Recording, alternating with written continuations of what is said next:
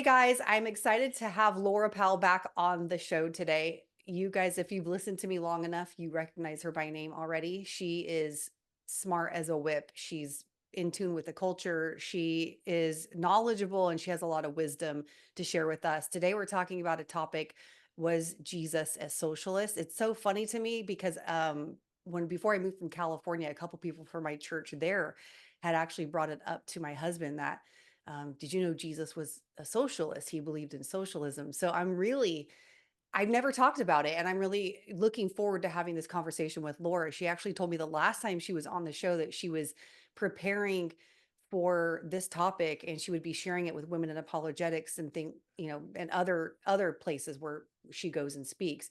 So I am privileged and feel honored to have her share this with us, especially since we are looking within a couple of months to voting for two different platforms. And when we say polarized beliefs and ideologies coming from these two parties, that's not an understatement. It is definitely something that we need to be aware of. So I feel like this is just perfect timing.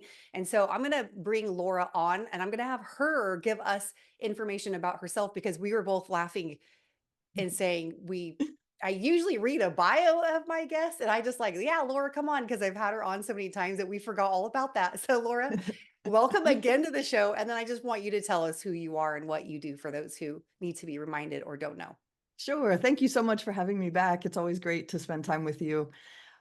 So I serve with women in apologetics as a Christian apologist, senior writer, Islam ministry specialist, which is actually what I was initially brought on board the team to do. I've since expanded my contributions in a lot of different areas. I serve as the secretary of the board. I speak at conferences all over the country and the world. And I've had the privilege of ministering all over the world in over 30 countries in the past, which was never my plan. But it's kind of a fun story, but that was God's plan, clearly. As a result, I have spent a lot of time with Muslims in Muslim majority countries, as well as in the US with refugees who are Muslims. But I love sharing the reasons for the hope that we have on a wide variety of topics. My undergraduate degree is in public policy. And of course, in order to major in public policy, you need a strong foundation in economics. So this is a topic that I've been familiar with for decades, and something that I think is, as you said, very timely to talk about right now, as so many people are sold on the idea that socialism is the answer to our problems. Yeah. So getting into that, let's first define what socialism is. I know a lot of people have probably heard of it, but let's be Mhm. specific about what it really means. Yeah, that's such an important question too, to begin with, to define our terms. And this in particular, when I even just state what socialism is right there, I find that people already take issue with what I'm saying. So just so that you know, I'm not just making this up, I want to go ahead and first read the Merriam-Webster dictionary definition. They actually have a few definitions. So let's see. Socialism is, first of all, any of various egalitarian economic and political theories or movements advocating collective or governmental ownership and administration of the means of production and distribution of goods. And don't worry, I'm going to unpack that. Okay. Secondly, a system of society or group living in which there is no private property, and a system or condition of society in which the means of production are owned and controlled by the state. Okay, so three different definitions, but there's a ton of overlap there. They're kind of really saying similar things. So let me put that into simpler terms. Socialism is a political and economic system that is characterized by community ownership of the means of production rather than private ownership. So the means of production, that's the businesses and anything you might need for business. So the land, the store, shop, the internet connection, the capital in order to produce things. This is owned in theory this is owned by the community as a whole. Okay. And that's why a lot of people like it. They think, oh, wow, what if we all owned everything and different people didn't individually own things? So everyone in theory would be an equal owner of healthcare clinics, farms, markets, grocery stores, and all of the businesses and industries. Okay. But in practice, no one voluntarily gives up their property or their business or their assets. Okay. So even if somehow business owners did surrender their businesses to the community, whatever that means, someone has to be responsible to maintain it. So in reality, the government steps in and takes over. This is very, very different from the free market where individuals decide what they need and what they want. This is known in economic terms as demand. And then in a free market, those who produce each good or service base it on demand. And this is known as supply. They supply based on the demand. Supply and demand determines everything, prices and products, how much is available. So basically, people are making voluntary decisions to purchase what they want, what they need, and people who want to make a living are providing that good or service at a cost that people are willing to pay. Everything is a voluntary transaction. Right. So in socialism, the government makes these decisions because supply and demand no longer determine how much of each good or service are produced or how much they cost. The government decides what's available and how much it's going to cost. So, so really, it's a difference between a voluntary system and kind of a system that is controlled by a few who are in charge, who decide how much things will be worth, how much they will cost, and what you're going to pay for things, how much is available of each thing. So every ideology has underlying assumptions that drive that ideology. And I don't know that people, one, probably realize that, and two, they may not even know what those assumptions are. They think, oh, this sounds like a great idea. We're all taking care of each other and we're all sharing. And we'll talk about more of the issues with that. But what are the few underlying assumptions of socialism? Yeah, there are several, but so one of them is that it's bad and it's wrong for different people to have different outcomes in life. You probably hear this a lot, and I think anyone who's an advocate of socialism would agree and say, yeah, that's exactly why I want it. This assumption, though, is that it's that everyone is entitled to the same amount of wealth, the same amount of education, the same amount of success in life, in every different area, regardless of their intelligence, their work ethic, their creativity, their risk-taking, their innovation, their self-sacrifice, their individual choices, any of their individual choices.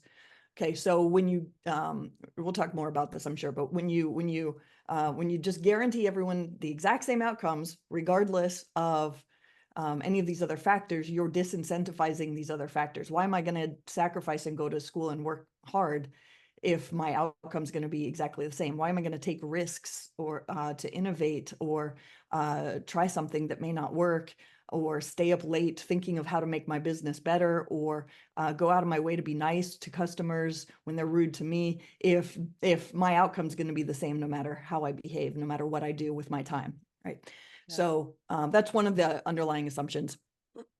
Another is, and this is kind of more theological, I think, whether people realize it or not, but another basic underlying assumption is that people will continue to work hard and be honest and give their best effort, even when there's nothing to gain from it personally. Okay, so if all outcomes are the same, what is the incentive to do any of that? Well, socialists are counting on the fact that all people are inherently good, and they're just going to always work hard and give their best and be honest, and serve a great product or a great service. Another underlying assumption of socialism is that the world's wealth is a fixed amount. And therefore, when one person has more of something, other people must have less of something. And so the solution to poverty then is not to incentivize innovation or entrepreneurship, but rather it's to divide up the wealth that currently exists so that everyone has an equal share. Of course, this is absolutely untrue. Wealth comes from entrepreneurship and innovation. If we had just divided up the world's wealth 200 years ago, instead of incentivizing uh, innovation, entrepreneurship, we would all be dirt poor. Let me give an example. Think about a smartphone, right? Before we had smartphones, we had plastic, copper, glass, all the other materials that are needed for a smartphone, but we didn't have smartphones. Those materials themselves are not worth much. If someone handed you some plastic, copper, and glass, you'd be like, thanks, right? Yeah. But engineers took those components and they put them together in a way that allowed people to basically carry around a handheld device that serves as a phone, a computer, a camera, a GPS tracker, a music player, and all the other things that your phone can do. Um, Obviously, that's more valuable. There's been more wealth created. We can all be more productive, although some of us can be incredibly less productive as a result of smartphones. But we have far more wealth and opportunity for productivity with a computer at our fingertips everywhere we go, without having to study and look at maps in order to get somewhere, or things like this. So that's how wealth is created. When people have incentive to come up with new ideas and put them together in a way that people want to voluntarily spend money on those things, Mhm. wealth is created. Um, so humans, right, using their creative ability, organize raw materials that aren't worth much into products and services that solve problems for customers.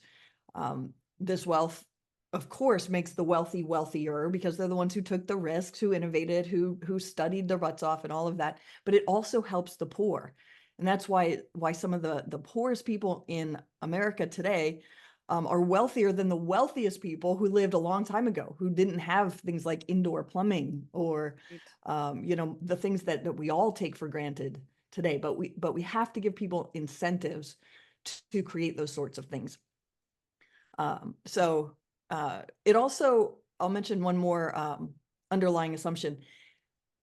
Socialism also assumes that an individual or a small group of elites are capable of making good decisions about how much of each product and each service everybody needs and wants. So production is no longer driven by consumer demand or desire, but rather by government dictate. And what we've seen throughout history, as we'll probably get into as well, is that doesn't work. That just does not work. Yeah. Even what you're saying, with with this equality of outcomes and everybody has to have this equal playing field and things. It's like so many what I've seen, the conversations around it, the language surrounding this idea over the last few years is my right for housing, my right for education, free college education, Right. where I don't I don't know, but I'm like, I worked my butt off to pay for my college education and Right. you should do, So it's like, Hmm. but everything has become a right. And it's almost like Hmm. it's socialism disguised as your right to have all of Hmm. these things, but you don't have to pay for it. And Exactly. yeah, Yeah, and I tell people, if you want to distinguish between what actually is a human right versus what is not, one very good place to start is if you're having your right, whatever you're thinking about, if that requires taking from someone else, then it's not a basic right. It's not a human right. So in order for someone else's college to be paid for, or to be free rather, that money has to come from somewhere. It has to come from those who usually those who didn't go to college, who are already making a living, maybe with plumbing or other skills. But So healthcare, right? In order for my healthcare to be paid for, to be free, someone has to cover the costs. Whereas when we look at, say, the Constitution, life, liberty, and the pursuit of happiness, in order for me to have life, we don't have to take something from someone else.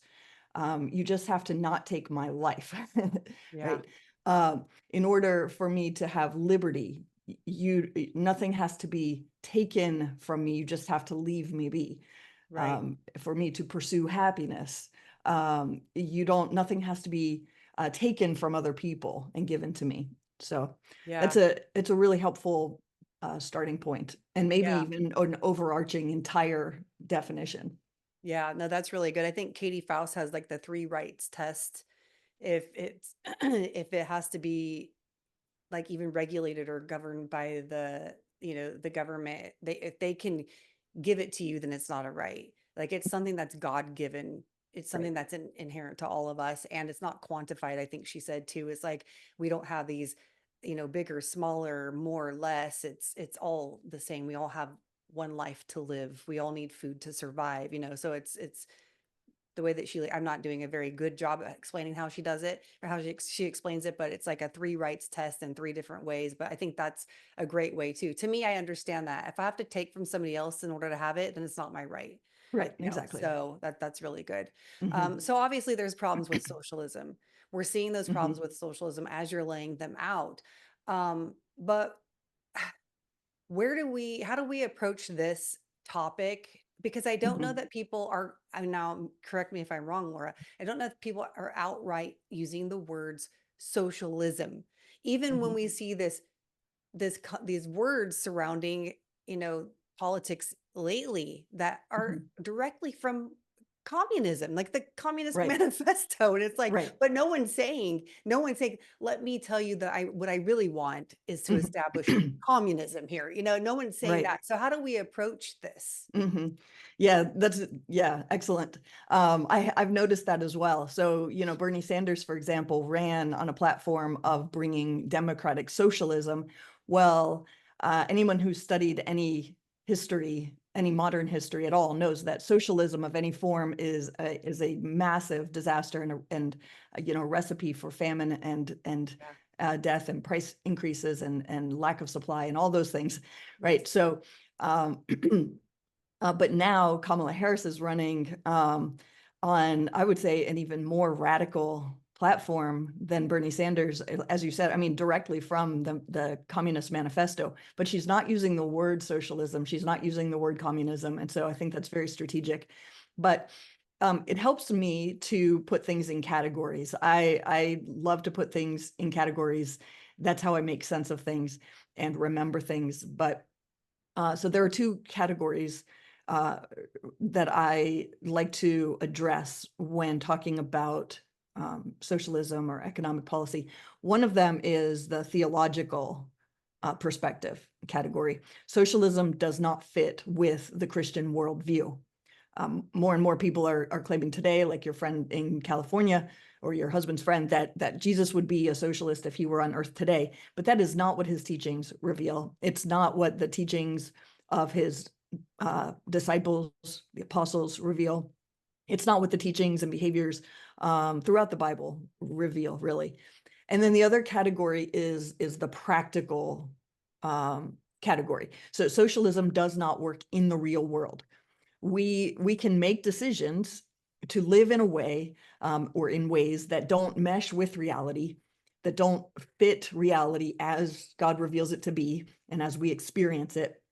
But eventually, reality smacks us in the face. Okay, so if we're not living according to reality, people will suffer, and that's exactly what we see in a big way with socialism everywhere it's been tried. So I think it's important to address socialism from both of those two perspectives, the theological and the practical.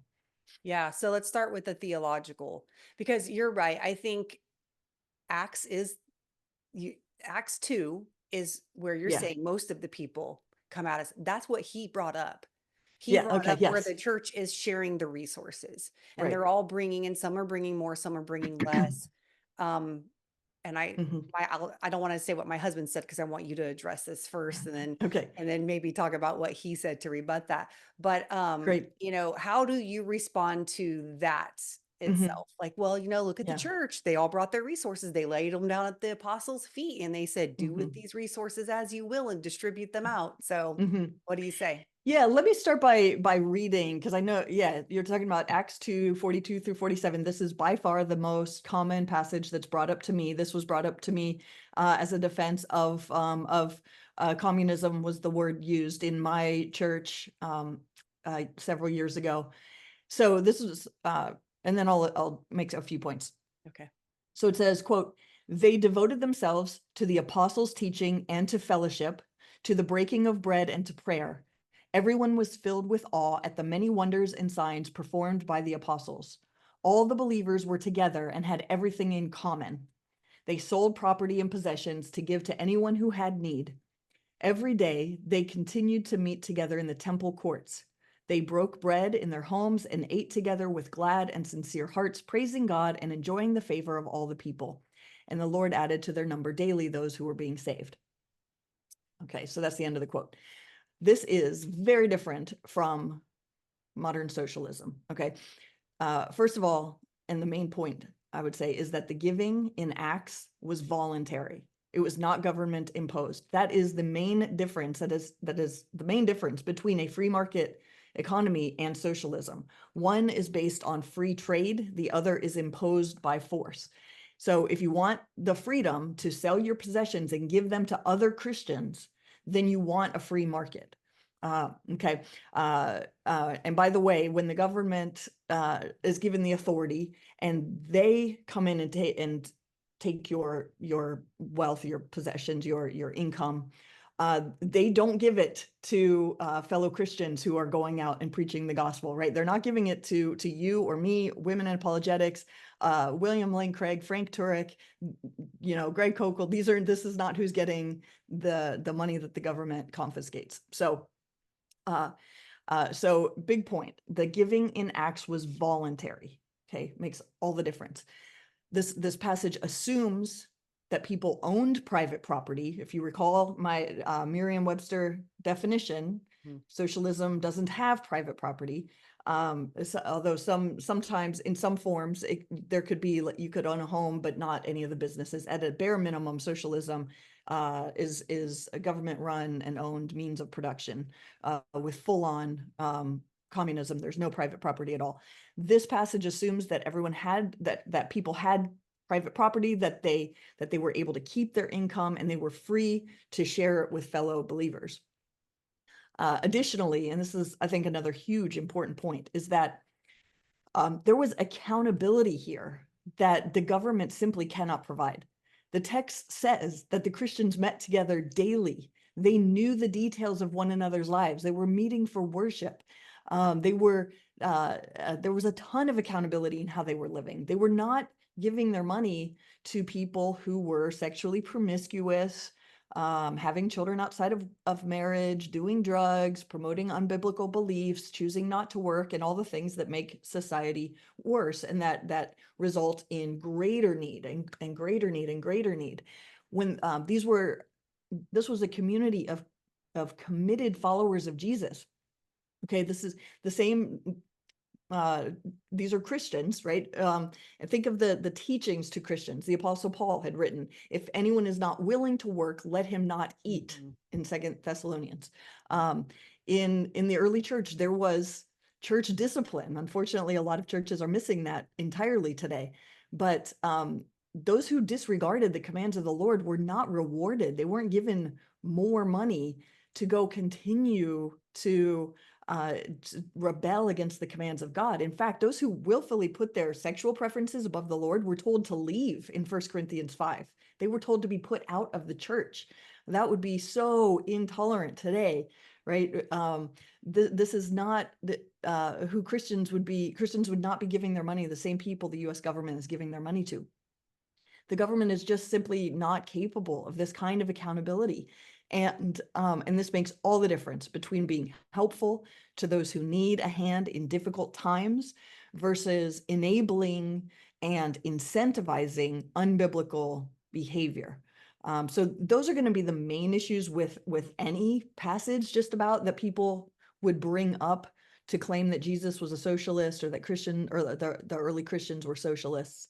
But yeah, I'm interested to hear what your husband's friends said. He said the same thing. He said Oh, okay. Yeah, they willingly gave it. Nobody made regulations on them. They weren't right, forced to give. That wasn't the law of the land. And right. um in Acts 5, it also proves your point even more when Ananias and Sapphira have their land Yes, and they sell it. What they ended up here, I'll just read part of that great. chapter really quick. It says, now a man named Ananias, together with his wife Sapphira, also sold a piece of property. With his wife's full knowledge, he kept back part of the money for himself, but brought the rest and put it at the apostles' feet. Then Peter said, Ananias, how is it that Satan has so filled your heart that you have lied to the Holy Spirit and have kept for yourself some of the money you received for the land? Didn't it belong to you before it was sold? And after it was sold, wasn't the money at your disposal? What made you think of doing such a thing? You have not just lied to human beings, but to God. So the sin in this was they pretended they gave, like if they sold it for 150,000, they pretended what they laid at the apostles' feet was the full amount of the home, and they kept back some of the proceeds, basically lying. And that Right. was the dishonest part. It wasn't the Yep. fact that, it's like Peter said, you could have gave whatever you wanted to give, but you lied and said you gave more, or you gave all, or whatever the amount was. He lied, and we know that because when they addressed Sapphira, a little bit later, they said, did you really sell the land for this much? And she said, yes, we sold it for that much. And she also fell down and died as a judgment. So it wasn't the part that they didn't give all of the money, it was that they didn't give what they actually said they received for the home. And Peter was like, it was yours. You could have done whatever you wanted with it. Nobody was Yes, forcing you.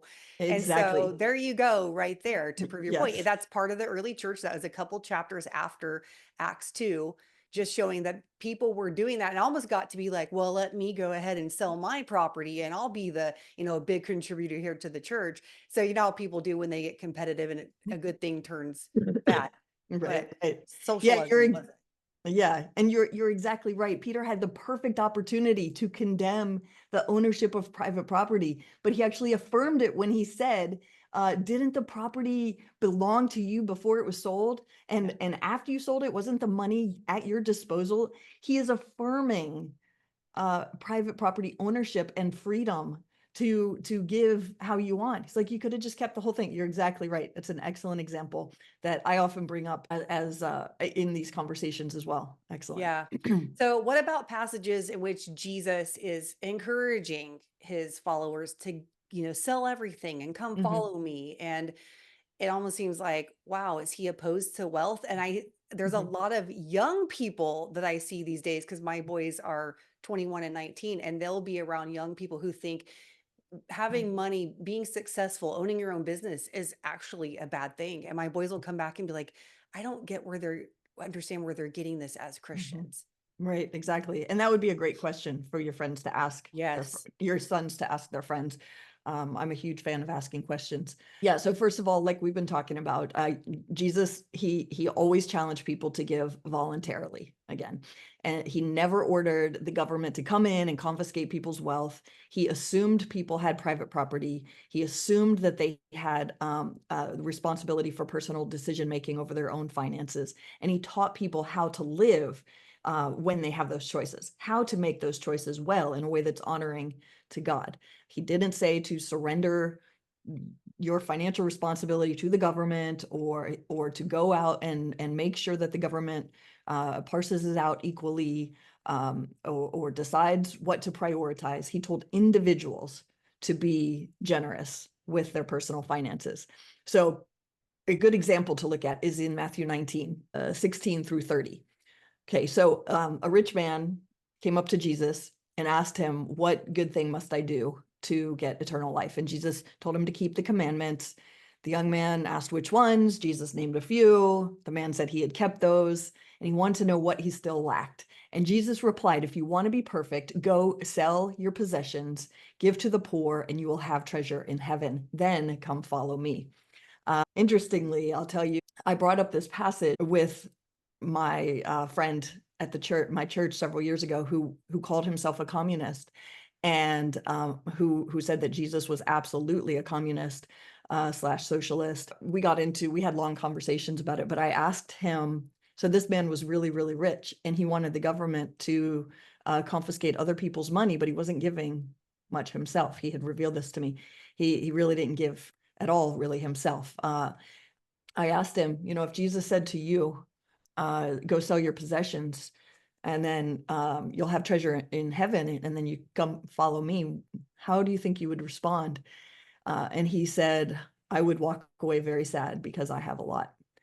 He said that. So anyway, it's interesting. It's interesting because I've also read all kinds of studies that show that people who are opposed to socialism give more generously themselves. People who like socialism want everyone else to do the giving.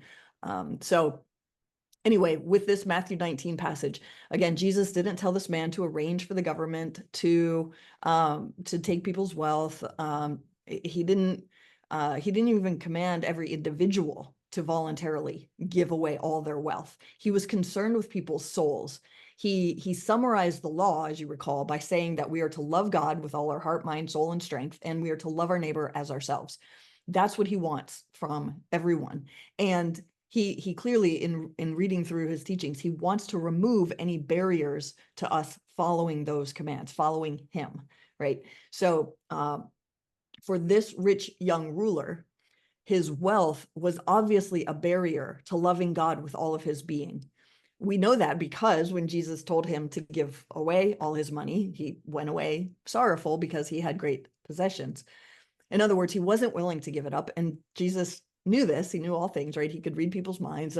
We know from other passages. This is probably why Jesus asked him to give away all his money in the first place.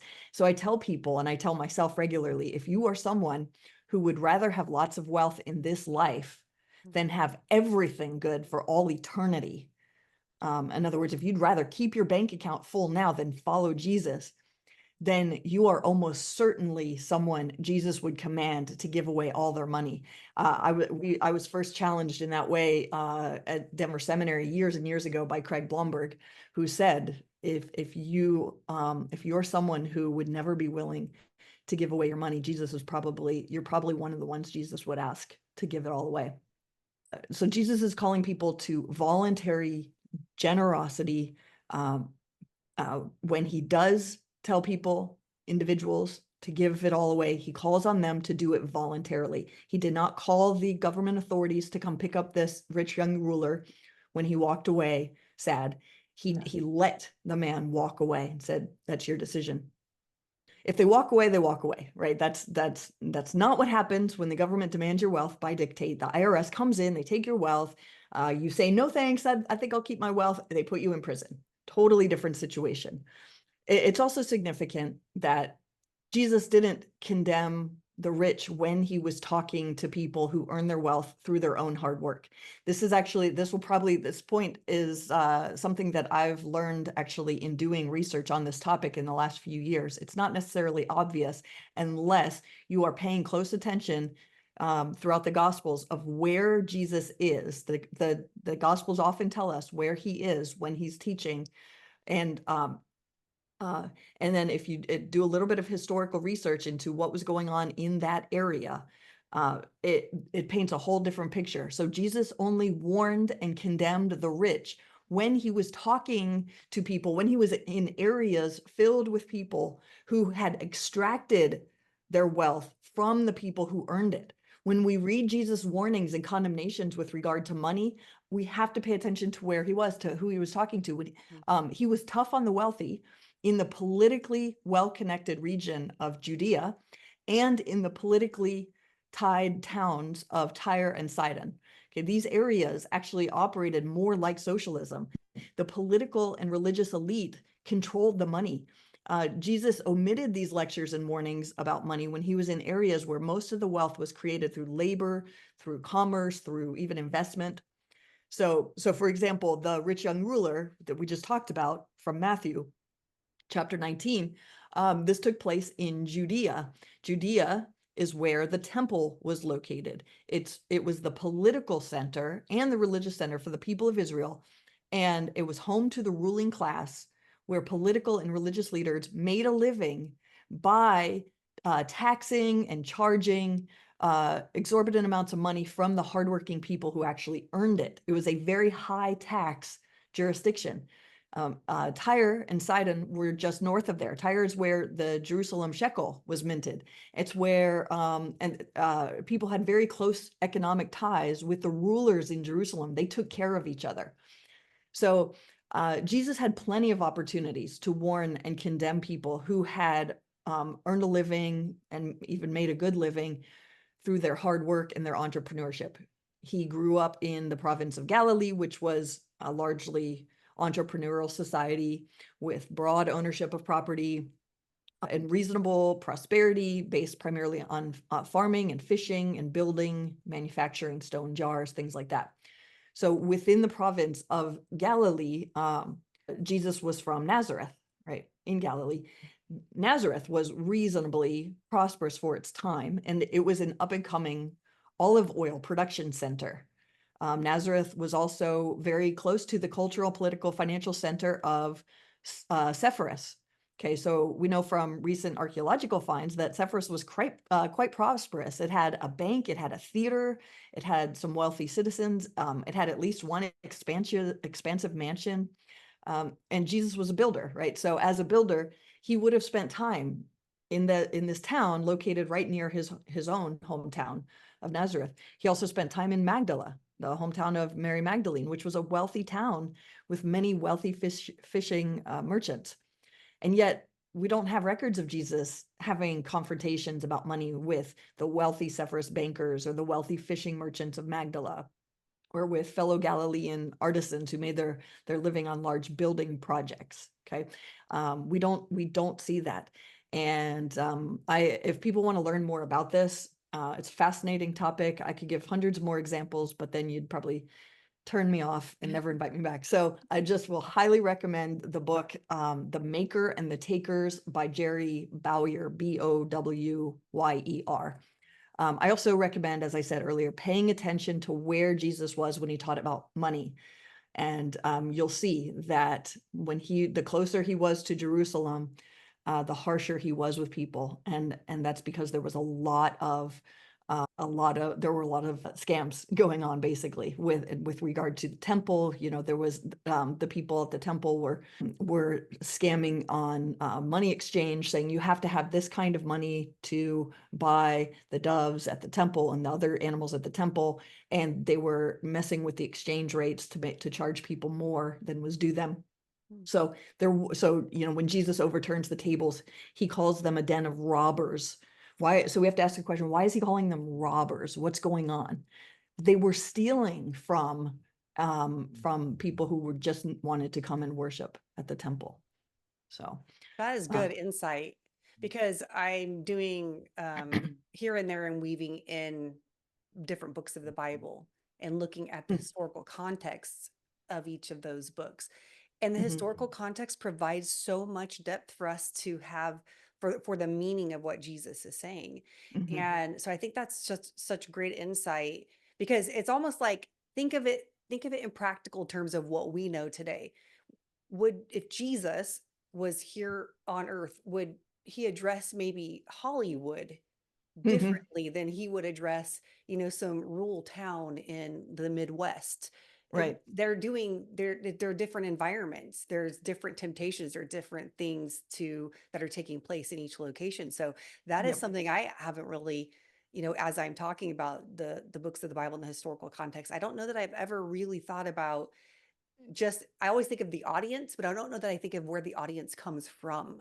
And I Right. think that's great insight. So that's something I'm going to be doing. I think that's a excellent tip, Laura. Yeah, and if you think of Jerusalem think of it in terms of Washington, D.C., and the closer Jesus gets to DC, and when he's in DC, the message starts to change, starts to become really concerned with people's finances all of a sudden.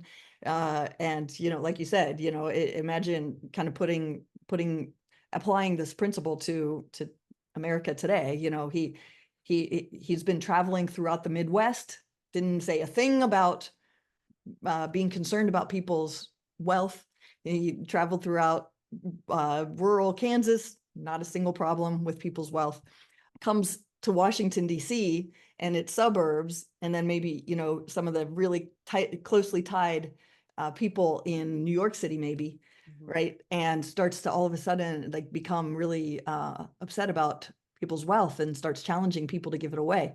Yeah. But you have to ask what's going on here. Why didn't he ask the Kansas farmer to give it away, even if they had a really nice house? You know, why didn't he ask the Midwestern car manufacturers to give all their money away? Yeah. There's a reason for that. That's good. Really good. So the passages socialists maybe like to avoid. I mean, Mhm, when you cherry pick or you pick and choose the things that, you know, help support your ideas, you can find those. But then mhm, there's some problem passages. What would those be? mhm. Yeah, there are several. As far as categories, first of all, any that address the fall of man. Okay, so certainly Genesis 3, the actual account of the fall of man. And I guess I have to clarify, in the year 2024, I mean mankind. I'm not saying only men are sinners. Mhm. Romans 3, right? None is righteous, no, not one. Any of the passages that discuss the fall of man and our need for a savior.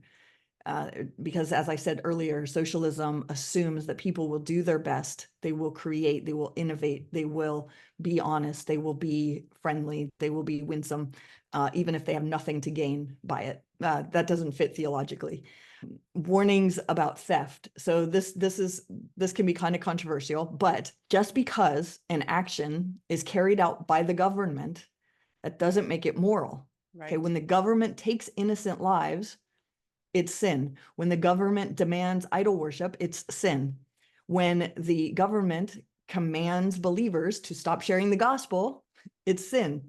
All of this is made very clear in the Gospels, in Acts rather, um, and throughout the scriptures. Government is still in the wrong when they do the things that have been forbidden. And likewise, when government takes by threat of law what some members of society have earned in order to give it to those who didn't earn it, that's immoral as well, even if they do it with a majority approval. Socialism, by definition, involves the politically powerful taking what rightfully belongs to others and giving it to those who didn't earn it. And this is I would distinguish here between, you know, taking money from people who earned it and giving it to those who didn't, versus everybody agreeing to like put money into a pot, for example, to fund a fire department or something like that. When money is being taken from those who earned it to give it to those who don't, this is theft. Redistribution of wealth. It disincentivizes innovation, risk-taking, problem-solving, serving others to the best of our ability, because we don't personally benefit from our own efforts. And so this is so yeah, I think it's an important point that any warnings against theft, like we see in the Ten Commandments, but we see throughout the scriptures, that would be opposed to socialism. Also, warnings about greed and covetousness, also Ten Commandments, and throughout the scriptures. So, although socialism is frequently presented and sold as being motivated by compassion for those who have less than we do, it's also driven by envy and resentment toward those who have more than we do. In fact, in my research, I came across a Cato Institute study on this topic. They wanted to know what is driving people's desire for socialism today. And they found that resentment of the successful has about twice the effect of versus compassion. Resentment has twice the effect in predicting support for increasing top marginal tax rates, for wealth redistribution, for hostility to capitalism, and for believing that billionaires should not exist. These were all things and the questions are actually really good. The study was really well done. They didn't just say, do you resent the rich? Is that why you want to incorporate socialist practices? They actually ask questions like, how do you feel about this? Why is this wrong? Things like that. And again, found that resentment has twice the effect of compassion. The same study showed that compassion has at least as much predicting power as resentment, or resentment has at least as much predicting power as compassion when people supported full-on socialism, when people didn't even distinguish between, raising tax rates and this and that. They just said, we want all the socialist things. Their answers to the questions also indicated that there was a ton of resentment there. So that's something that we need to pay attention to, because Jesus and his disciples unequivocally condemned envy. They portrayed it as inner corruption that leads to even greater sin. James warned that envy is demonic and that it results in disorder and every vile practice, he says in chapter 3. Paul warned that those who practice such things will not inherit the kingdom of God in Galatians 5. In contrast, Christians must cultivate a spirit of gratitude and contentment. So another passage I like to point to, actually, that I think is very parallel to socialism is Luke chapter 12. This also had never stood out to me all that much before, because Jesus is, he's coming from somewhere, he's going to somewhere. And it's just like this, man in the crowd asks him as he's traveling, "Hey, Jesus, tell my brother to divide the inheritance with me." In other words, tell my brother to give me my fair share. Surely you, Jesus, Mr. Compassion, are concerned with everyone having an equal share. Well, I don't have an equal share of my father's inheritance. So tell my brother to divide it evenly with me. Well, Jesus responded with a warning against greed and a speech about not being so concerned with material things. Jesus did not care that the man had an equal portion as his brother. His concern was with the man's heart and with his envy, and then he went on to give this whole speech about, don't be so concerned with material things. Another passage that I think is really important to bring up is 2 Corinthians 9:7. Paul wrote, I'm actually gonna, let me find the quote on this, because 2 Corinthians 9:7. Each of you should give what you have decided in your heart to give, not reluctantly or under compulsion, for God loves a cheerful giver. Okay, socialism is forcing people to give under threat of law. It makes this command from Paul impossible to live out, because when we don't own anything, we can't give voluntarily. And when we know our earned income is going to fund unbiblical projects, as is the case when a secular government decides what to prioritize, there's no joy in giving either. We cannot live out 2 Corinthians 9:7 under a socialist economy or socialist political system. And then I also mentioned Ananias and Sapphira, which you brought up earlier. Very important. Again, Peter is presuming that they, not just presuming, affirming that people have the right to do with their income whatever they want. Yes, you'll be held accountable in the end on Judgment Day. Right. You might get a question or two, Yeah. but in the meantime, the money is at your disposal. So Yeah. I think those are all really important things to bring up. Yes, they are. So we're going to talk about now the practical problems with socialism. And one of the things I've been doing recently is studying the atrocities of the 20th century. And when you look at the leaders and the ideologies those leaders had and the repercussions, well, we're going to talk about where it all came from right now. And one of the things people do say, as you're saying, is that wherever socialism is tried, it's failed. But for some reason, people just want to say, well, no, it hasn't been tried the way that it's supposed to. We haven't given it enough Right. time. We haven't been tried correctly, or whatever they want to say. So let's talk about that. Yeah. Someone said that to me at the gym about 2 months ago. I mean, this comes up all the time. You're right. I hear this from everyone who's a fan of socialism. They say, oh, it's not been done correctly before. So this young man told me that at the gym. And Wait, Laura, wait. How do you get on these conversations at the gym? Like, I wanna go to your gym because this is funny. Yes. I get into conversations everywhere I go, and I don't know except that when you're when I'm just putting knowledge of apologetics and economics into my mind and public policy, when that's all I'm reading about and thinking about, it comes up in every. I see the practical implications from just about anything a person could say, and That's so funny. I ask a follow-up question. Uh, this was actually at my mixed martial arts gym, Mm. and so we're like family. We know each other really Yes, well, except yes. it's a family of like 300 people, and Right, so. right. Um, but we train together, we fight, we wait for class to start together, we discuss, the word of the month together, and the owner of my school does an amazing job of picking words that have tremendous depth of meaning and implication, application for life. So anyway, so after this young man told me that socialism just hasn't been tried properly. It hasn't been done properly.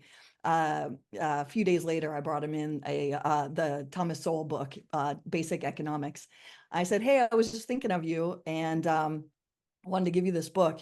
And he was like, "Why were you thinking of me about economics?" I'm like, "Well, you remember our conversation last week?" And he's like, "Oh yeah, I didn't know I was going to get homework if I made that." I'm like, "Oh yeah, you're going to have homework." Because I want to talk about this more. And he was like, "Okay, great." So now he's reading it and he's getting all excited about it. That's He's like, "I awesome. didn't know this. How come I didn't have to read this? I don't even remember if I took economics in school," he said, right? And he's like, "If I did, I don't think I learned anything. That But senior this, year. right? I know." But he's like, Senior "This is year. awesome." I'm Yep. like, "Yep, tell your friends. Yes. This is important." So anyway, yeah. So one indicator that we're probably misunderstanding scripture is when it never works in the real world. Okay, so I do think this is a Christian worldview issue. I don't see this as a change of topic from Christianity to economics, for example. I see Mm. this is absolutely an outworking of the Christian worldview. When something never works in real life, when people suffer and die because of certain policies, we are probably misunderstanding or ignoring the scriptures. Mm. And socialism has led to the deaths of over 100 million people in the 20th century alone. Okay, this is not like it's something that has never been tried or is tried in one place by some unusually corrupt person. This has been tried all over the world throughout the 20th century. It continues in places like Cuba and Venezuela. Today, Venezuela has gone from a very wealthy country to a country where people have they've eaten their pets, they have eaten the animals at the zoo just to survive another day, and they are starving. And it is they voted a socialist into power, and as people say, you don't vote a socialist out of power. Most of the time, you have to fight your way out of socialism.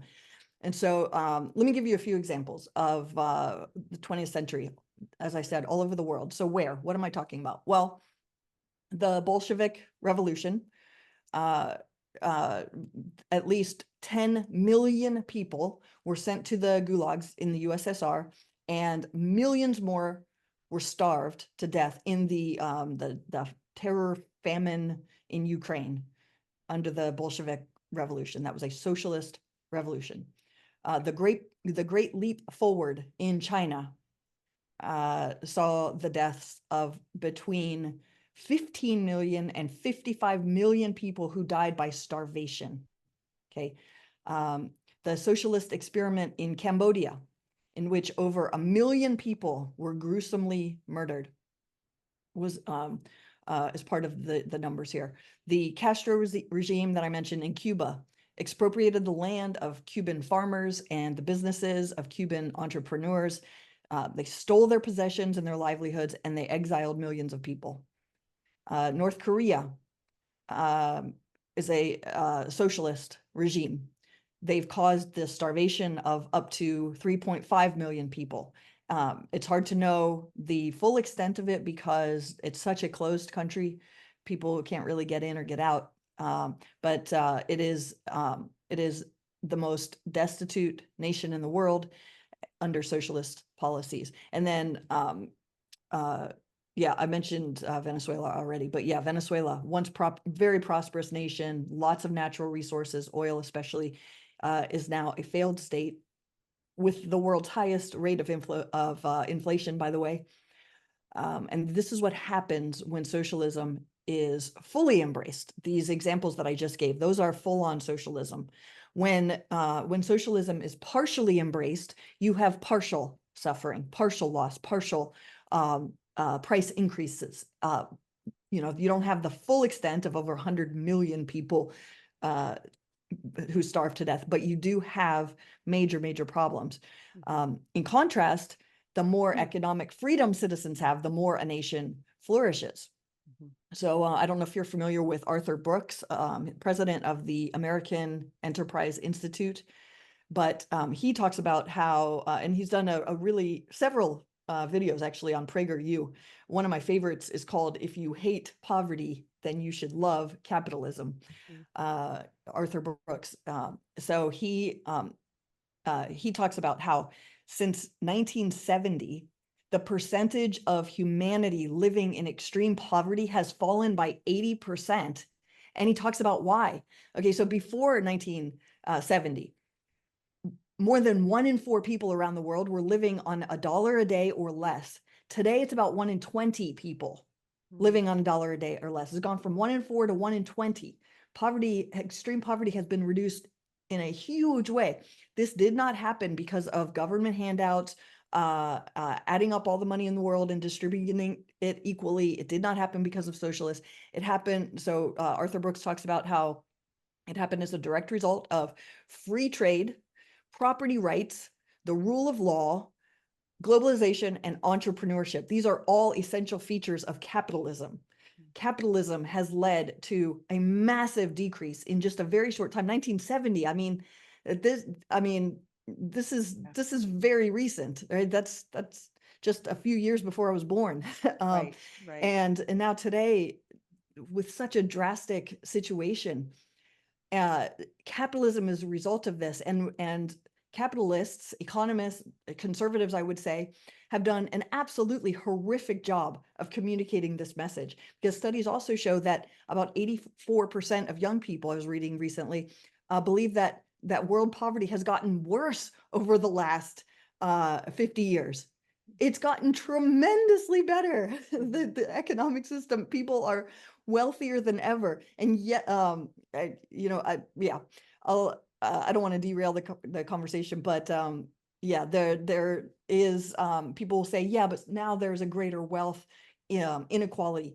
Yeah, I want to talk about that before we end, but the important thing here is that poverty has been alleviated in a major, major way since capitalist policies have been put into place.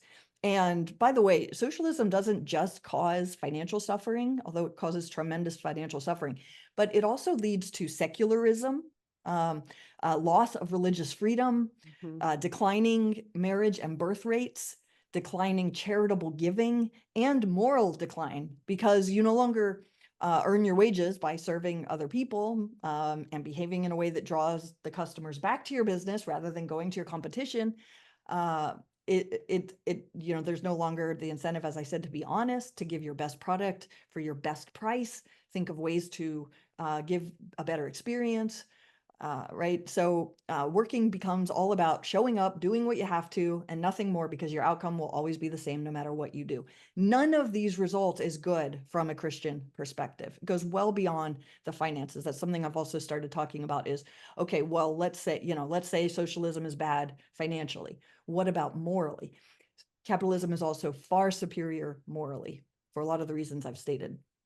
Yeah, I was just going to say, besides the economics of socialism and what we see, a lot of these leaders that are responsible for these deaths also targeted young people, took away parental rights, and Right. they were talking about, I believe, I'm actually preparing a talk on worldview and what discipleship looks like, and people like Excellent. these people understand that you mold the minds of young.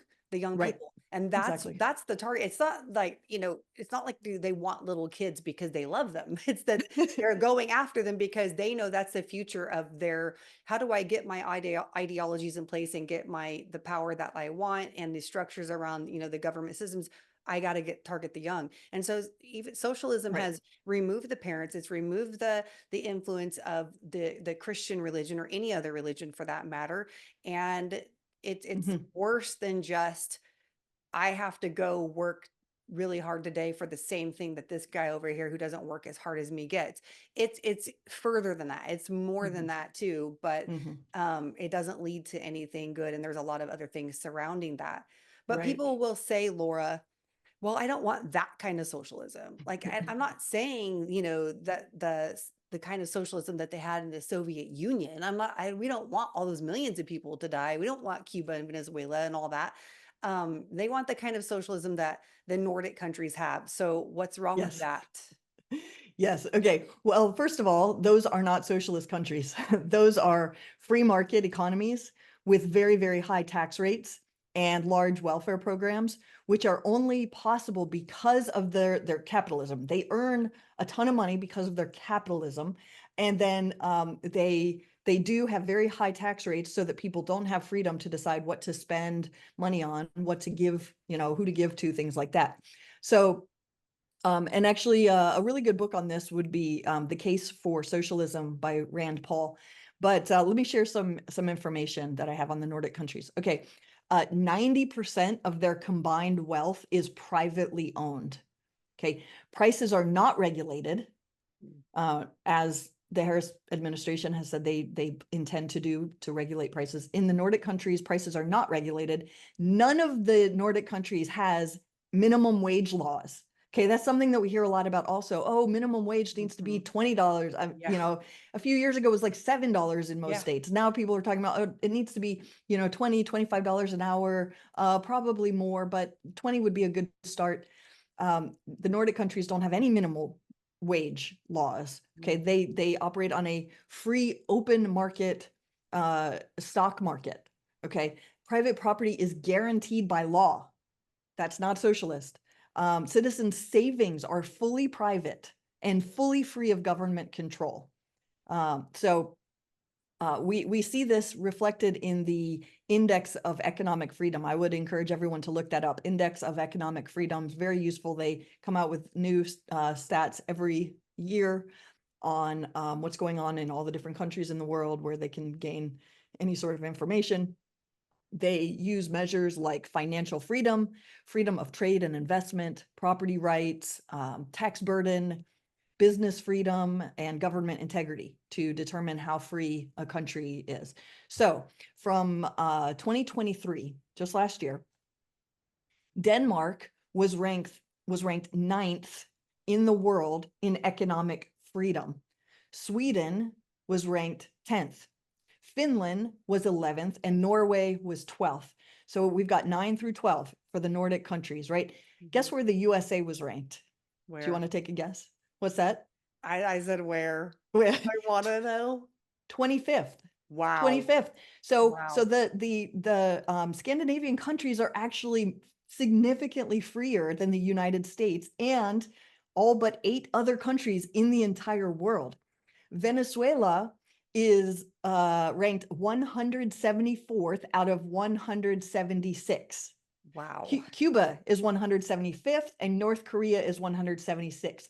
So think to the listeners, think about where have I heard Venezuela, Cuba, and North Korea before? Oh yeah, they were all those examples that Laura was giving of total full-on socialism. Mhm. Yes. So no economic freedom there. And this is also, of course, where people are standing in bread lines, where they're starving to death, where they have eaten their animals, Mhm. where they have absolutely no freedom whatsoever. So the Scandinavian countries are not socialist at all. They're in the top 12 of the whole world. They're freer than the US. But there's a lot more actually to be said on this. Um, because people say, okay, well then let's take that. Let's take free market economy paired with high taxes so that we can have generous government entitlement programs. But entitlement programs are not free. So I want to talk about that in a minute. It's also important to say that these countries were wealthy economic successes under full-on capitalism before they built their welfare states. They became very wealthy under capitalism. And so government doesn't create wealth. Government doesn't ever create wealth. But the wealth that was created from a capitalist system allowed the luxury of government entitlement programs. Norway's exorbitant welfare state is currently funded by their production of oil. They produce a lot of oil. They have a very small population. And even so, their oil industry, it has a significant private component with a private board in which the government-owned assets are invested in private companies like Microsoft and Apple, which of course are products of capitalism. Okay, so the US is not the only country in the world, by the way, that would be hurt by getting rid of capitalism. The whole world would suffer because the whole world benefits from US capitalism.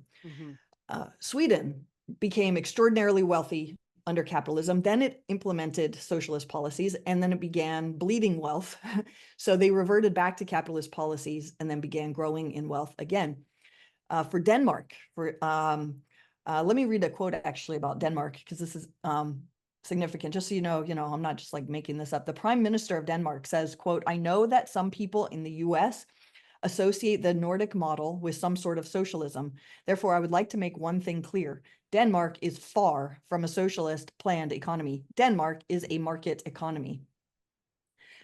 Contrary to what people like AOC, Bernie Sanders, and Kamala Harris say, big entitlement programs like the ones in Scandinavian countries cannot be sustained by high taxes on the rich. So this is also a really important point. Johan Norberg, a Cato Fellow from Sweden, he says, yes, we have a bigger welfare state with more public services than the US, but it's not paid for by the rich. They are far too few and too important for the economy. The dirty little secret of the Swedish tax system is that we don't squeeze the rich, we squeeze the poor. And this is absolutely true. According to the OECD, the top 10% of earners in the US pay more than 45% of all income taxes. So the rich are already they're paying far more than their fair share, whatever your fair share of somebody else's income is. But they're paying, top 10% are paying more than 45% of all income taxes in the US. Now in Sweden, the top 10% pay less than 27% of the income taxes. Okay, it's actually the poor and the middle class who are paying for all these entitlement programs in Sweden and the other Nordic countries. In Denmark, let me give you an example, so I think this is fascinating. Okay, if America had Denmark's tax brackets, someone who earns $60,000 a year would be subject to the 60% tax rate. Okay, so if you earn $60,000 a year, you'd be giving 60% of your income to the government. In the US today, someone who earns 60K a year actually pays an income tax of less than 15%. So think about that. $60,000 a year is not much money.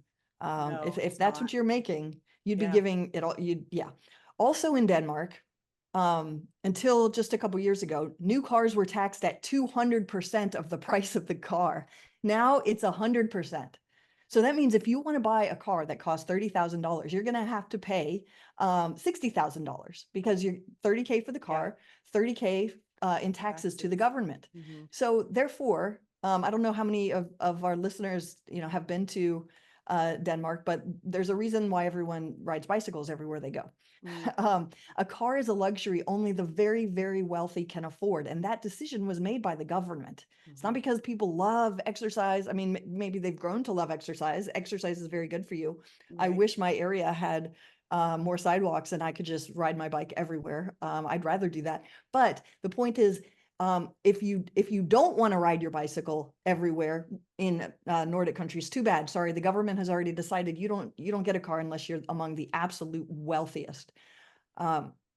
So Also, these entitlement programs are only sustainable if everyone pays a lot into the system. So in Denmark, both parents must work. I don't mean by law, but mostly by social stigma and shame and that sort of thing. Both parents must work full time. Everyone utilizes the state-run daycare center. So there are virtually no stay-at-home moms. People don't homeschool their children. You would be outcasted. This is not because everyone has to work their fair share in order for any of this to work. And actually, as foreigners have started to come into the Nordic countries in recent years, with other priorities for their lives, it's caused a lot of tension. It's caused big financial problems because this does not work unless everyone buys into the exact same way of life. Every adult works full time. Every adult gives away most of their income to the government, and everyone receives whatever the government is offering. In Denmark and Sweden and Norway, in addition to high income taxes, there's also a 25% sales tax on virtually everything they buy, including food. So we don't have a national sales tax in the US. Imagine giving most of your income to the government to decide how they spend it for you, right? And then paying an additional 25% on whatever is left over every time you buy something. And this type of tax hurts the poor a lot more than it hurts the rich, because 25% of what the poor have, that's a big portion of what they have. Yeah. So if you want the government to give you free stuff, you're going to have to give them most of your money that you earn so that they can afford to pay for it. Government does not, grow money on trees. And it's not just the rich who pay for it. This whole make the rich pay does not work. It is mostly the poor and the middle class who pay. Yeah. Wow. That's interesting. And it just goes to show that we want to be like the Nordic countries and they don't even know what's going on there. Right. That was good stuff. I hope that we will have people that will look into these Mm-hmm. resources and read the books. Mm-hmm. I have never been one to be super interested in economics, and even, I wish I would have paid closer attention to history, subjects of history, Yes. because I see like how much worldview is embedded into all of these events that have occurred but I didn't know anything about that growing up. I mean, I never even heard that word, or I don't even think it was a word back then that people were throwing around. But um, I've become more familiar with these things as an adult because we care more, right? And we see Right. what's going on and we have to protect our own kids. But the Right. resources that you mentioned, I want to put those in the show notes as well so people can have those. So Absolutely. there's a lot of words out there that are, you know, these words that we just connect to emotion. And yeah, why Mm-hmm. wouldn't we want equality for everybody? Like, Mm-hmm. why is this a bad thing? And they would ask you, like, why isn't that legitimate, Laura? We don't want there to be inequalities. Isn't a system that promotes equality a morally superior system, if not financially better for everybody? Like, where even the poor get to come up, Mm-hmm. what would you say to that? Yeah, I'm glad you brought that up because, again, this is something else that comes up all the time. And so here's an important point to make. Where income inequality is greater, wealth for everyone is greater, including the poor. Okay, so you have to choose. We don't live in heaven yet. We don't live on the new earth yet. We don't live in fantasy land, although starting to think about half our country does. But we have to decide in the real world, do you want equal poverty, or do you want wealth and increasing wealth with inequalities? So, for example, when tech companies invented smartphones, we'll go back to the smartphones. We could all be more productive. We could all make more money. We could go on vacation and continue to do our work. um, but it was the tech companies. It was a few very, very intelligent people who did the hard work, who took the risks, and who made the investment to make smartphones happen. They got rich because people found their products valuable and people purchased them out of their free will. Okay. And by the way, under socialism, the inner circle of government is not equal to everyone else. So even the idea that socialism is going to produce equality, that's not actually true. The masses will be equally poor, but you know, Stalin, Castro, Maduro, these guys make sure that they're still wealthy, Oh, sure. even as everyone else suffers. Mhm. So yeah, so keeping, so let's just assume though that, you know, we're not talking about the leaders who make themselves rich on these policies that hurt everybody else. We'll just talk about the masses. Everyone else is equally poor. We can all suffer under poverty together, or we can accept that there is greater inequality when there are incentives for people to produce wealth. And so this I just love, as I reflect on this, I mean, this causes in me a spirit of worship of the Lord, because gratefulness really is the solution to these problems, not socialism. Yeah. Um, so in a free market, this is another separate point that goes back to the inequality question, though.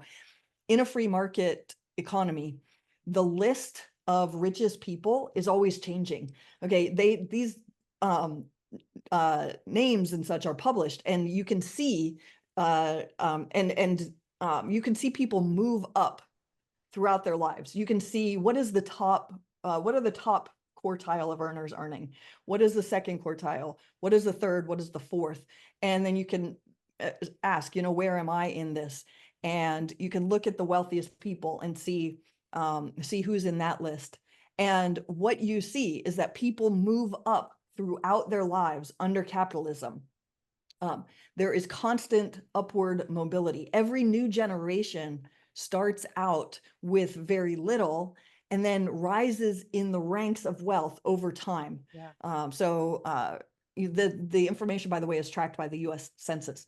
So the names in every quartile are always changing. That does not happen in socialist societies. In socialist societies, the few powerful elites remain the powerful elites. Their immediate family members are taken care of. Everyone else remains poor, or actually gets poorer over time as the government runs out of other people's money. So it's simply untrue that under capitalism, you'll always be in the same station that you were in when you're 25. Under socialism, you will have no real opportunity for upward mobility. Mm. So, um, yeah. So, I mean, I just, with regard though to the inequality question, I think those are both really, really important to say, you know, where income inequality is greater, wealth for everyone is greater. And that I would say is superior by far than being equally poor together with all your friends and neighbors. Um, and then, um, uh, and then that, you know, there is upward mobility, but also what I said about gratefulness. If you're envious of other people's wealth, the best solution really is gratefulness for what we have. Yeah. Because by the way, our wealth I don't even need to know, you know, if I'm talking to someone, I don't even need to know like how much your income is. If I see that you live in the United States of America, I know that you are wealthier than just about anyone who has ever lived before you. You have access to drinkable water that will not give you diseases. You probably, you know, you have access to all sorts of things that people never had before. If you're like a middle income American, you have more wealth than the wealthiest of generations past. And this is all thanks to capitalism. Absolutely. Absolutely. And the thing is that we have to be careful what we buy into, because with all of this, even with the racism talk about these people don't have this opportunity, they call it Mhm. America the land of opportunity for a reason. There Right. are scholarships, grants, financial aid given to so many people who want to go to college. They Mhm. talk about a free education. There are so many ways to get a free education right Mhm. now. Mhm. And when I was going to college, a couple of my friends who were lower income, I couldn't get, because my parents claimed me, and I lived at home. I had to pay for my own college because that was my parents. Like, you Hmm. live here for free, but you're going to pay for your Hmm. own college. But I didn't get any government help because I lived Hmm. with my parents. My friends, Hmm. on the other hand, did, even though they Right. lived with their parents, but they were a lower socioeconomic status.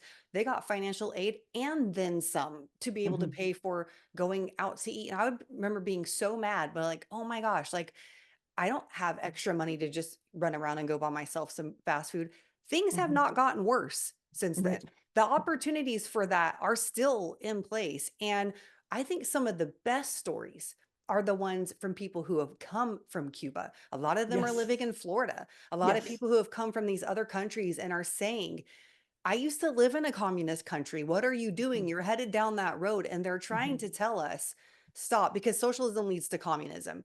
And Hmm. they're so connected. It's like Hmm. when Yeah. we talk socialism, it's communism's baby, I feel like, Hmm. Yeah, and in fact, the Merriam-Webster dictionary, there's a third. It has a third definition that I didn't read, which is it's the socialism is it's the stage in between capitalism and communism. Yeah. So, and that was what Marx said as well. That was the purpose of socialism, was to get all the way to communism.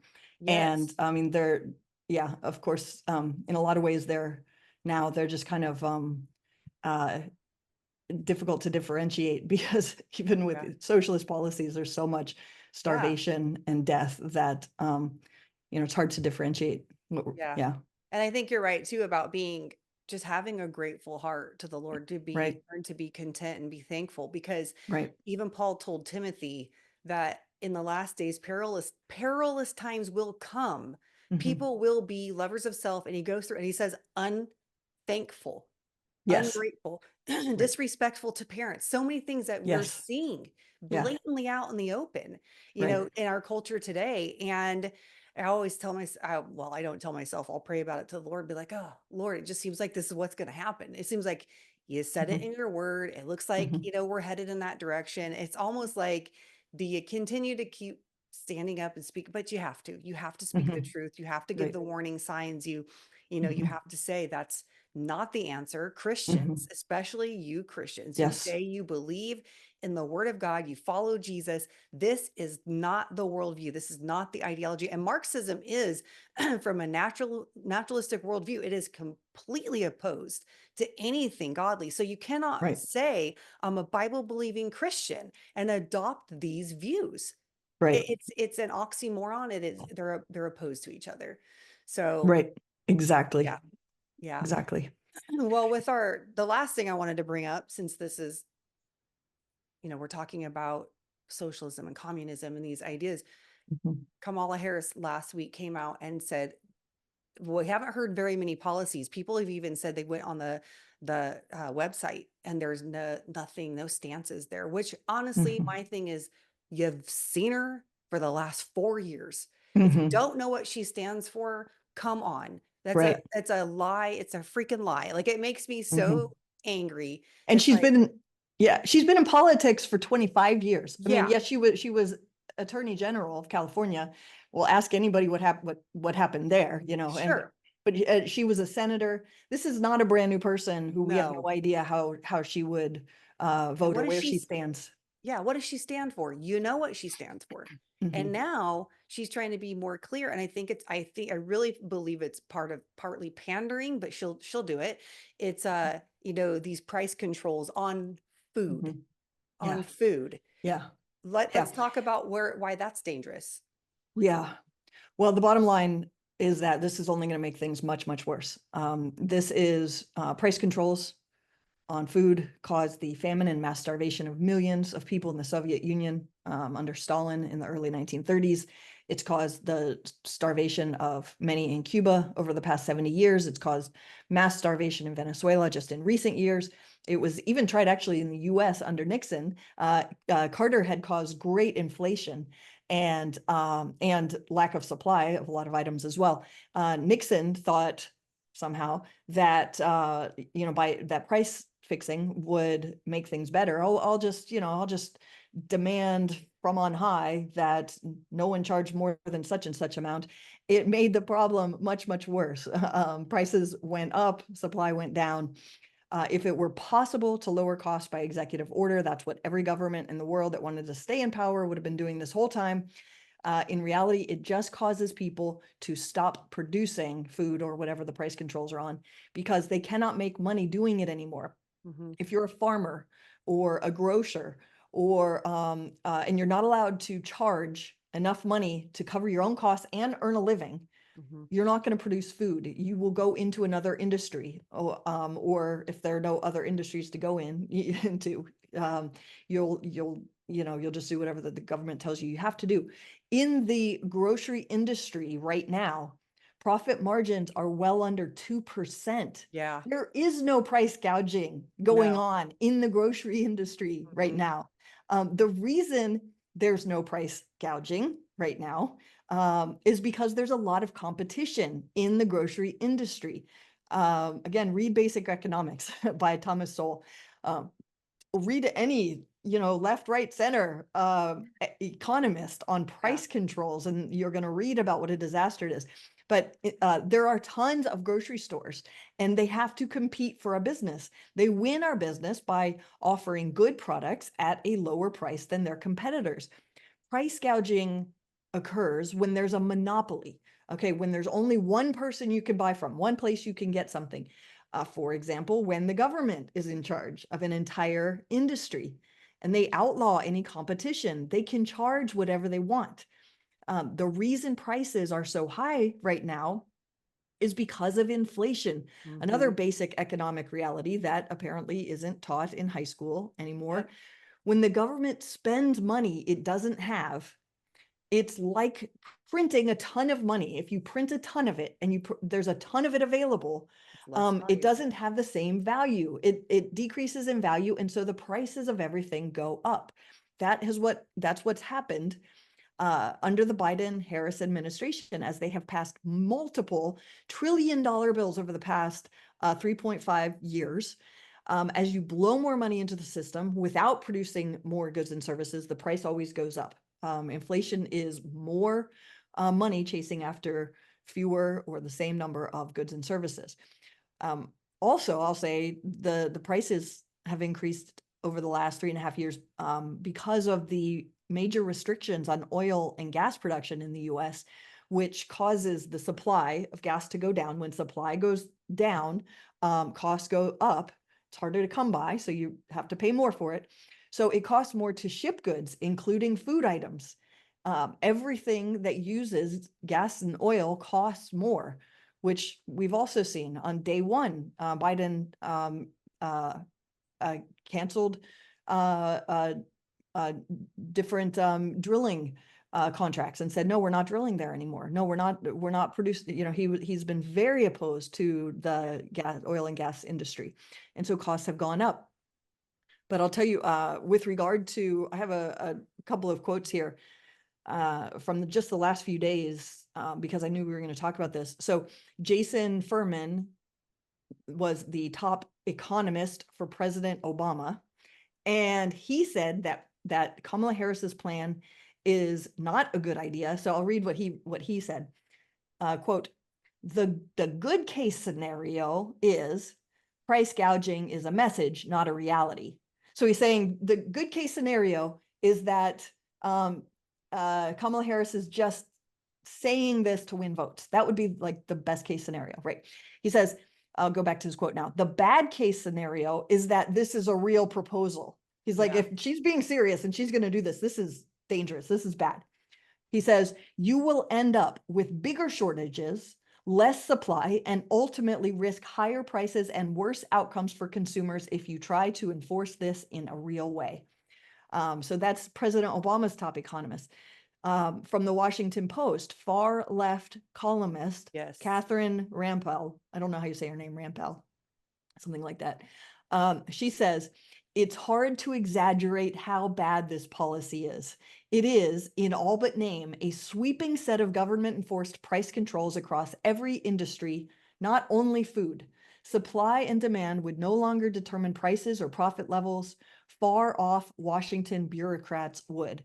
The FTC would be able to tell, say, a Kroger in Ohio, the acceptable price it can charge for milk.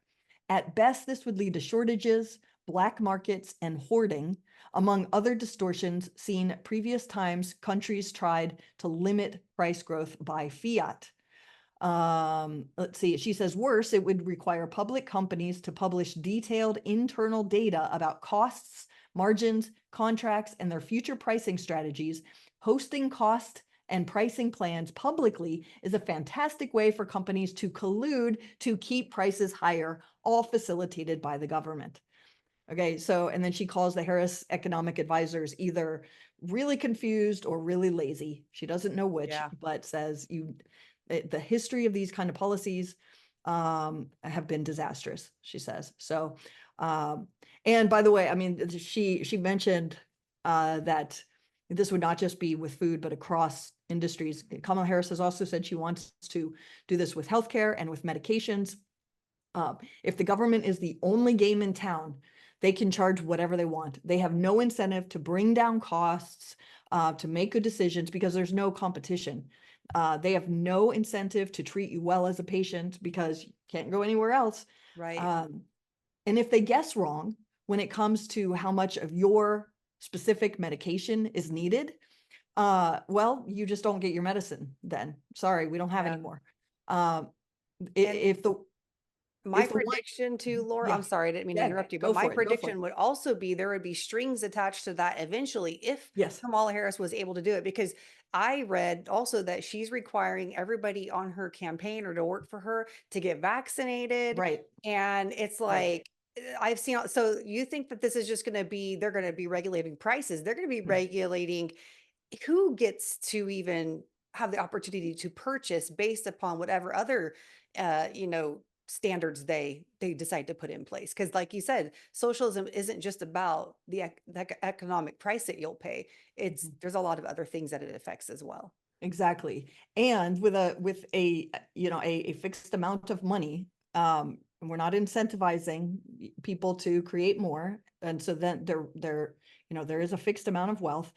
The government has to decide what to prioritize. I have friends in the UK who uh who who cannot see a doctor for cancer, because there are no cancer doctors available. It takes 6 months, a year to get in to see a doctor. But if my friends wanted uh, uh, a transgender operation, they could get that tomorrow. And so the government decides what they want to prioritize, and they've decided in secular governments they will often decide to prioritize whatever makes young people happy because they've got years ahead of working, of voting and things like this. I have a friend who was 50 years old when she died of cancer, a very, very treatable form of cancer. If you, if I looked it up, and in the US, every article I could find said, oh, very, very treatable. Well, she wasn't able to get in to see a doctor for about 6 months. And by that time, it had spread throughout her entire body and she died. And 50 years old. Okay. So if you're 16 years old right now, you might be thinking, well, yeah, she was old. 50 years old is not old. She had, she could have presumably had, I mean, of course, I do believe God is sovereign over all of this. It's certainly important to mention that. And that's where my hope lies. And that's why, I'm sharing the information, but I'm not staying up all night worrying about this. God is sovereign. The best is yet to come if you're a Christian. But I will say, if there had been different policies, from a human point of view, my friend could have lived another 40 years Mhm. in excellent health because she had just this very treatable form of cancer. But they just let it spread all over her body because, oh, you're 50, we've heard, people tend to retire at like 60, most of your years are over. It wasn't like it was so much of an individual choice like that, like, oh, should we see you or should we not? But as the powers that be are making decisions, they're thinking, well, we need to make sure the young people are happy. Not so urgent to get on top of things that generally older people struggle with. And she couldn't even get medication for many, many months. She was screaming on the floor of her house, just screaming and in so much pain, crying and calling her friends in the US and just saying, I need someone to talk to, as she would cry and scream. This is horrific, horrific. And yet this is the reality under a single payer system where the government can decide to prioritize whatever it deems to be in its best interest. Yeah. Well, we really need to be informed. I mean, we Yeah, live in yeah. a time where people just have so much information at their fingertips and they just don't seem to come to those Mhm. reasonable conclusions because they're not willing to go look at the information that's out there. Exactly. So my encouragement is find out for yourself. I mean, Yes, I think I've been hearing that a lot lately with different books that are coming out, like Megan Basham's, Shepherds for Sale, and there's controversy around it. Read the dang book and make a exactly. decision. Like, don't just listen to somebody else who's read it and come to their own conclusion about it. There's Exactly. ways for us to be informed, and this is an important one. And we need to be looking at the policies surrounding these candidates that are coming up because we really want I always think about my kids. They're not Yes, married yet. They don't have kids of their own. One day they right. will. What kind of America do we leave to them? And they're not old enough to really understand how to fight for that yet. I mean, they can barely vote for the first time this year, two of them. So Right, it's like, that's my job too as a parent, and right. it's our job as citizens to know what's happening within our own country. Don't bury our head in the sand, even though some things they're uncomfortable to talk about, but it's good to talk about them. So I Right. appreciate you being here, Laura, and having these conversations with us. Where again can we find and follow you? Let's see, my website is anaffairwithreason.com. And you can find on there topics that I speak on if you'd like a speaker for your conferences or women's retreat or whatever the case may be. I do quite a bit of speaking around the country and, as I said, around the world, although less than I used to. Um, I will say for your listeners, but I'd rather you not print this in any sort of writing, that I recommend the Knight and Rose show as a podcast, KNIGHT and Rose show. It's on YouTube and anywhere you can get podcasts. And we did a 3-part series on this question there.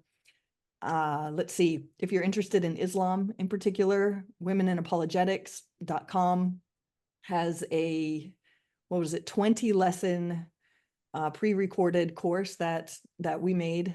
I'm the teacher and all the teachings are recorded. You can find those there. If you purchase it, you get access for 1 year for the recordings. I also interviewed a bunch of Islam ministry specialists in different areas, people who used to be Muslims, people who are missionaries to the Muslim world, people who are scholars on Islam. So there's a wide variety of perspectives.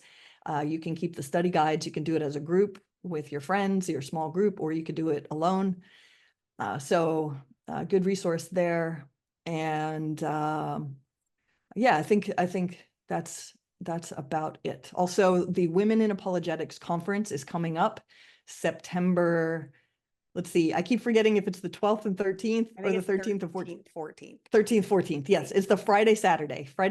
evening and all day Saturday, 13th, 14th of this September, 2024. I'll be there speaking on the minimal facts case for the resurrection. And would love to, I love when people come to conferences and say hi. So love to meet any of you and I'd love to share information. So Yeah, and uh, you're good at it. yeah, thank you. Thank you. You're welcome. Well, I'll put all of that in the show notes to make sure everybody can get a hold of Laura. You guys can also connect with her on Facebook at Laura Powell Yes. as well, and go to her website. She's a Mhm. great resource. You guys know this if you've heard her on my podcast several times. Listen to the Night and Rose show; you'll love it. And if you have any questions for me, you can email me at hello@shandafulbright.com. I hope that this encouraged you. I hope it motivates you to get the information that you need. Have these conversations with other people, let them know what's taking place, and encourage them to research these things for themselves, because Mhm. when you know, you make an informed decision, you feel so much better about it. Even if everybody else is swimming with the current, you can swim against it and get as many people as you can to go along with you. And I'll catch you on the next one.